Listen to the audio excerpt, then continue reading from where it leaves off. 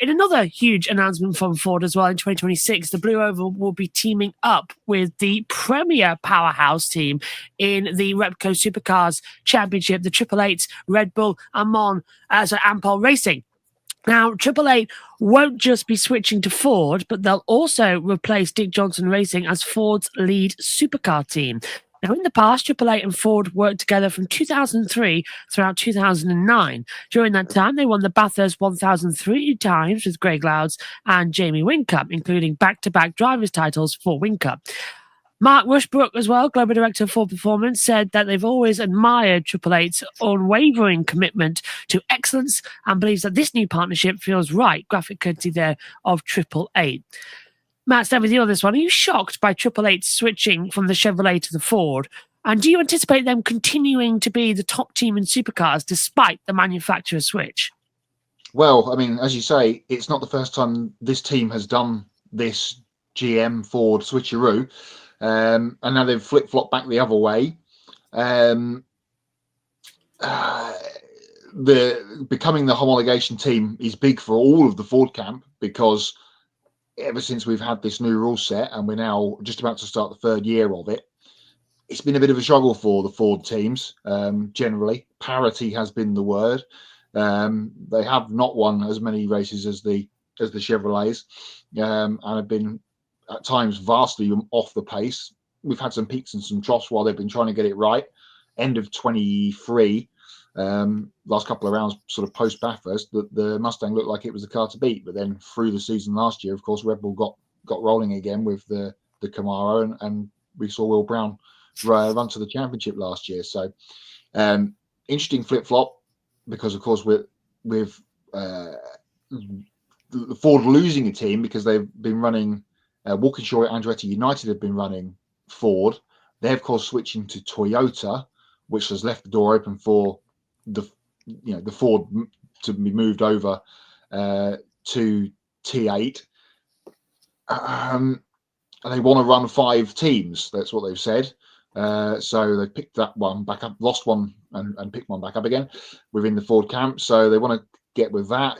I'm sure everybody at DJR is pretty disappointed that they being the homologation team, although as I said they've had their struggles.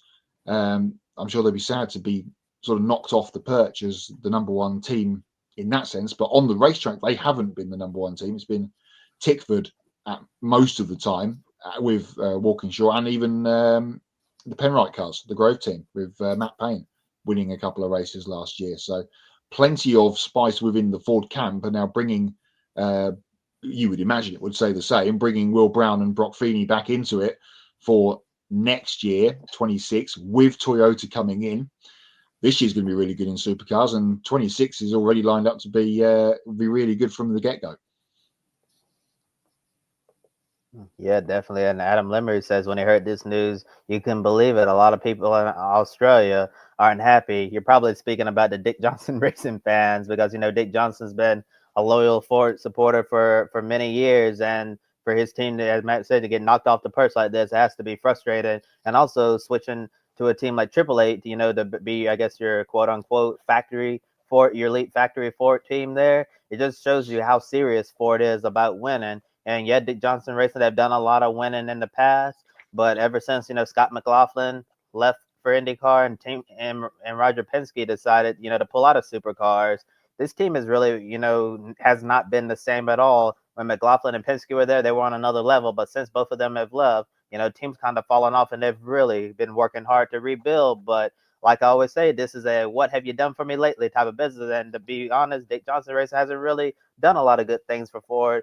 You know, with the drivers that they've had the last few years, Will Davison and Anton De Pasquale, who's no longer with the team, and then also you got Dick Johnson Racing attracted, you know, one of the top drivers on the market, and a Brody Kostecki, who's going to be in one of their Fords this year. But even all of that wasn't enough, you know, to convince Ford that they still deserve to be the premier Ford team. So I'm sure that really stings a little bit, but maybe they'll light a fire under the Dick Johnson Racing group so the Shelby powered Ford team can, you know, try to raise this game this year and get back to its winning ways more consistently. And if you have a driver like Brody Kostecki and some of the people that they brought over from Erebus, I think they can potentially, you know, get back to close to being to where they used to be.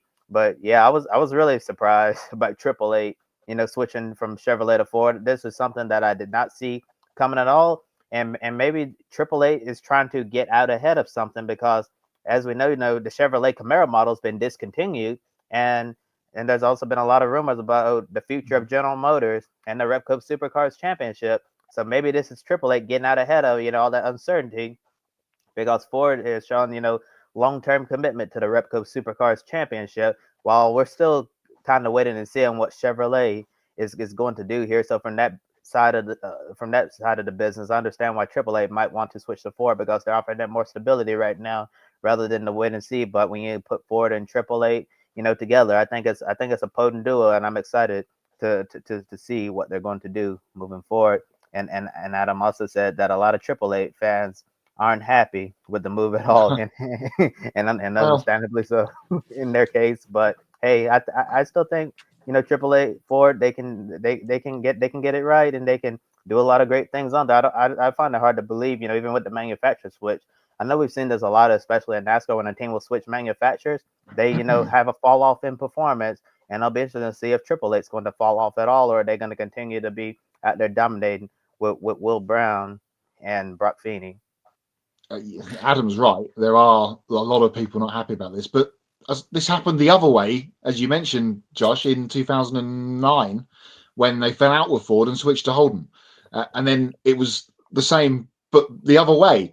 And it's the same every time a team changes manufacturers in supercars. Even though we've not got Holden anymore, it is still, we talked about red versus blue with Ferrari and Ford before, it is still red versus blue, or in now this case, blue versus yellow, as they're branded on the TV graphic with Chevrolet. So it is still tribal down there, and if it is going to end up being Ford versus Toyota and no General Motors entrant whatsoever, all of those people's heads will completely explode.